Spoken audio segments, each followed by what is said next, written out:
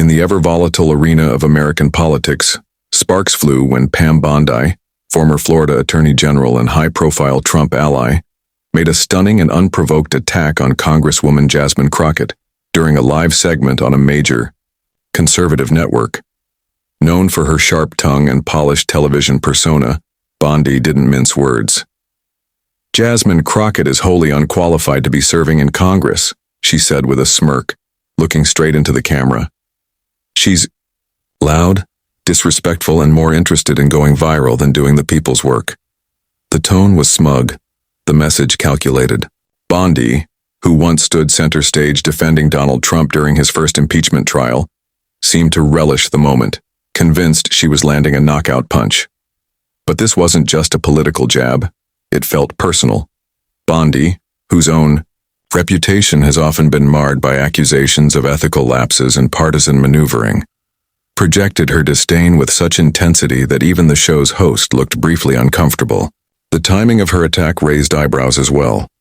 It came just days after Crockett had made headlines for forcefully challenging Republican hypocrisy during a House hearing, where her precise, fiery style went viral, earning her praise from progressives and scorn from conservative circles. Bondi's words weren't just dismissive, they were dripping with condescension. "She's an embarrassment," Bondi continued, her voice rising slightly. "Congress was never meant to be a circus, but Crockett treats it like her personal stage. We need serious people in serious positions. She simply doesn't cut it." The comment sent a wave of tension through the panel, but Bondi, undeterred, pressed on. "Just look at her record, if you can find one," she scoffed.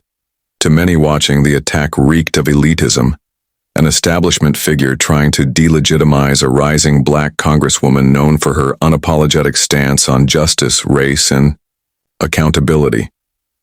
Bondi didn't cite specific votes, policy failures, or legal misconduct. Instead, she leaned into vague criticisms about tone and attitude, a strategy often used to undermine outspoken women in politics, particularly women of color. It was classic dog whistle politics cloaked in the language of decorum and professionalism. What made the moment even more jarring was Bondi's own controversial past. While she accused Crockett of being unserious and unqualified, her critics were quick to recall how Bondi herself faced ethical scrutiny during her tenure. In 2013, she was accused of pressuring the Florida Attorney General's office to drop a fraud investigation into Trump University shortly after receiving a $25,000 donation from Donald Trump's foundation. Though she denied any wrongdoing, the optics were damning, and the incident dogged her reputation for years. Yet there she was, lecturing Crockett on ethics and professionalism.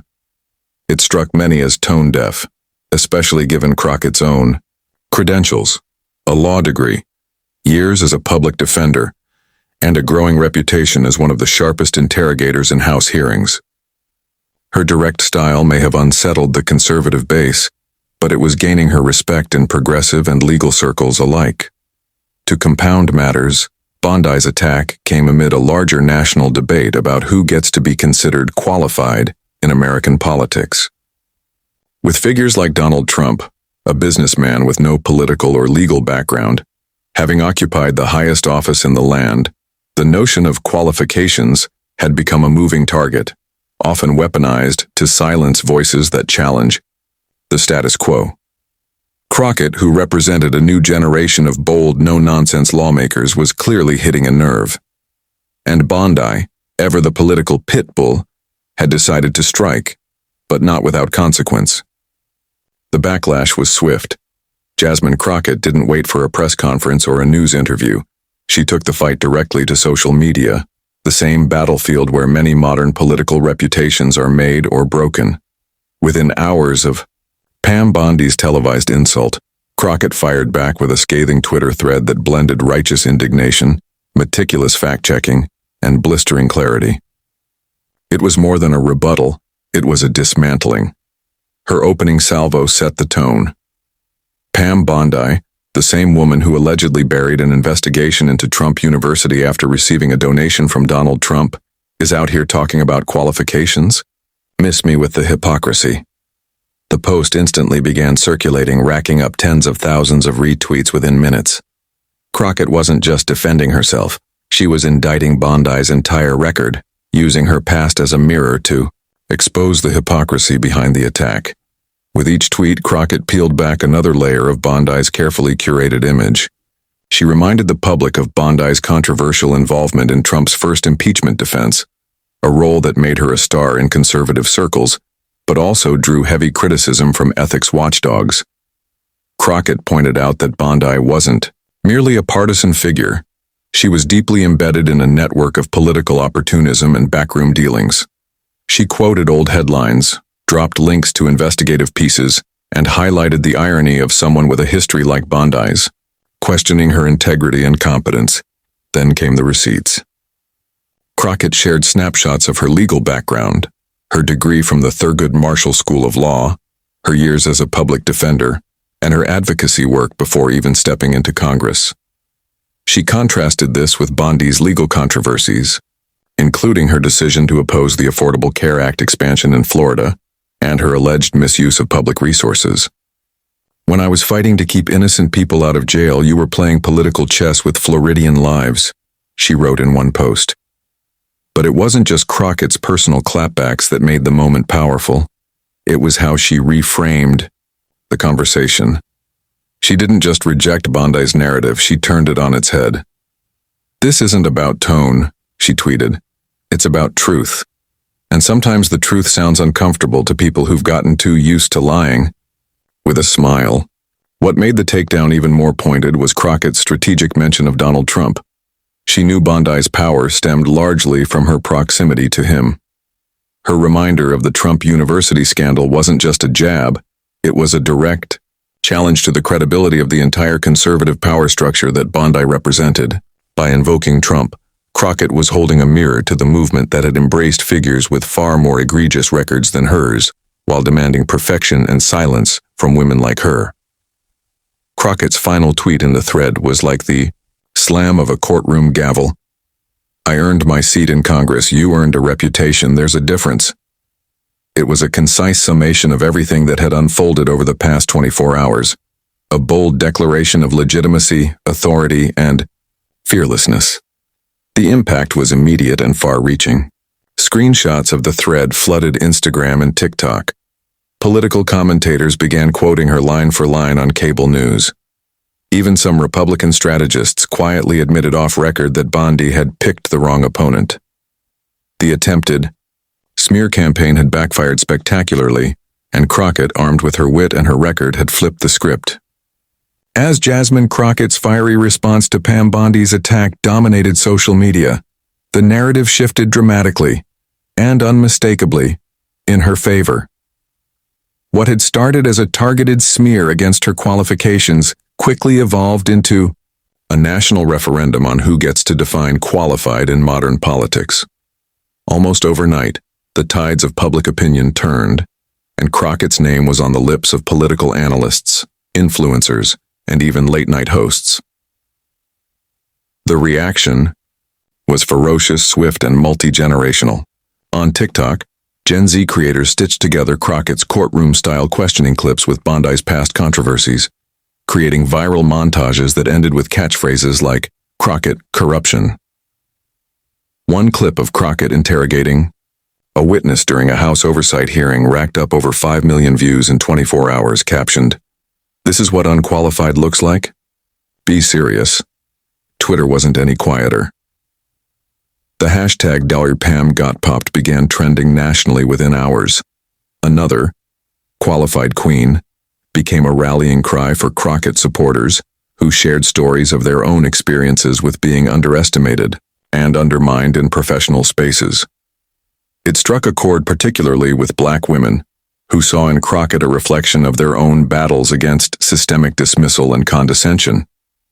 Bondi's attack hadn't just failed, it had mobilized an entire demographic. Commentary poured in from all directions. CNN's Van Jones stated bluntly during a primetime panel, "Pam Bondi calling Jasmine Crockett unqualified is one of the most ironic things I've heard all year. This is a woman who defended Donald Trump during an impeachment trial and later surfaced in fundraising circles tied to Trump University. pot, meat kettle. Even moderate conservatives appeared rattled by the backlash. A former GOP strategist told Politico anonymously, "Bondi's comments felt rehearsed and mean-spirited. Crockett flipped that script like a professional." Late night, comedians also pounced on the story. On The Daily Show, guest host Desi Liddick quipped, "Pam Bondi calling someone unqualified is like Donald Trump calling someone untrustworthy. Says more about the accuser than the accused." The audience erupted. Crockett, who had already built a reputation as one of the most watchable members of Congress in committee hearings, was now also a cultural figure, sharp, fearless, and unshakable. Meanwhile, Bondi's camp struggled to contain the fallout. While she had likely expected applause from her usual conservative base, even some right-wing commentators treaded lightly. On Fox News, Laura Ingraham briefly mentioned the story, but avoided replaying Bondi's full remarks, suggesting the segment had become politically counterproductive. Behind the scenes, sources reported that Bondi had received internal pressure to clarify her statements, not to walk them back entirely, but to tone down the language and soften her posture. As the narrative continued to snowball, Crockett's defenders took a more strategic approach. Democratic PACs began circulating highlight reels of Crockett's greatest committee moments, packaging them as campaign content for the upcoming midterms. One viral ad spot featured Crockett's mic drop tweets juxtaposed with Bondi's impeachment defense alongside Donald Trump, footage from which had not aged well, particularly in light of Trump's ongoing legal troubles and criminal trials. That, too, played a major role in the shifting public sentiment. With Trump increasingly mired in indictments and investigations, Bondi's association with him no longer carried the power it once had. If anything, it tainted her credibility. Crockett's takedown wasn't just a personal victory. It became symbolic of a broader reckoning. The old guard, those who had operated under the protection of political legacy and proximity to power, were finally being held to account by a new generation that had both the receipts and the platform to fight back. And in this high-stakes culture, where the public wasn't just watching, they were choosing sides. And overwhelmingly, they were choosing Jasmine Crockett. In the days following the viral eruption sparked by Pam Bondi's insult and Jasmine Crockett's pointed rebuttal, the political landscape began to shift. The controversy had traveled far beyond social media, bleeding into newsrooms, cable broadcasts, and even Capitol Hill chatter. But while Bondi may have expected her remarks to score her quick political points, it was Crockett who emerged not just unscathed, but stronger, more visible, and increasingly influential. The aftermath of the clash revealed just how rapidly power can change hands in the digital age, especially when truth, timing, and tenacity collide. Pam Bondi, facing mounting criticism and a wave of public backlash, attempted damage control. She released a carefully worded statement to the press 2 days after the initial broadcast, claiming her comments had been misinterpreted and insisting that her intent was to promote higher standards for public discourse. Notably, absent was any direct apology to Crockett. The statement's tone, sterile and dismissive, did little to quell the outrage. In fact, it reignited it. Political analysts called it a non-apology. Social media called it cowardice. Crockett, however, refused to indulge in the noise. Instead of continuing the feud, she pivoted. She used the attention not to gloat, but to organize. Within 72 hours of the incident, her campaign team had launched a fundraising initiative focused on empowering bold women in politics, particularly women of color. The campaign, turbocharged by viral support and celebrity endorsements, surpassed its initial $100,000 goal within a week. By the end of that week, over $400,000 had poured in from grassroots donors across the country. Each donation came with a message, some short and simple, others filled with personal testimonies of why representation mattered. Publicly, Crockett maintained her cool. She continued her legislative work, showing up for committee hearings and floor votes without ever directly returning fire at Bondi again.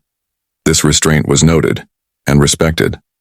It was a show of strength, not submission, and it painted Crockett as someone capable of both defending herself and rising above petty political theatrics. It also emphasized the contrast between her grounded commitment to policy and Bondi's performative outrage. Meanwhile, Bondi's credibility took a deeper hit. In political circles, especially among Republican operatives, whispers grew louder. Some questioned the wisdom of reigniting her media persona at a time when Donald Trump himself was engulfed in legal battles and under constant scrutiny. Bondi's ties to Trump, once a badge of honor in conservative media, now appeared more like a chain dragging down her relevance. In contrast, Crockett's association with accountability, tenacity, and facts played well in a political climate where performative politics had begun to lose their luster. The incident also sparked internal conversations within the Democratic Party about elevating voices like Crockett's to more prominent roles. Several progressive PACs and advocacy groups began floating her name in conversations about potential Senate bids or leadership positions in House committees. Her ability to command national attention, disarm critics, and remain focused on her work made her a rising star not just on social media, but in real-world political strategy sessions. Most revealing, perhaps, was how the public had come to see Crockett. In the aftermath of Bondi's attack, Crockett's follower count skyrocketed. Her interactions multiplied. But more importantly, trust in her as a representative seemed to deepen. In town halls, during live streams, and in one-on-one interviews, voters spoke about feeling seen through her. She had become more than a voice for her district. She was a symbol of defiance against the machine of political elitism. Bondi's attempt to undermine her had failed in spectacular fashion. It hadn't just backfired, it had launched Jasmine Crockett into a new echelon of political influence where the old rules no longer applied and where fearlessness was no longer a liability, but a strength.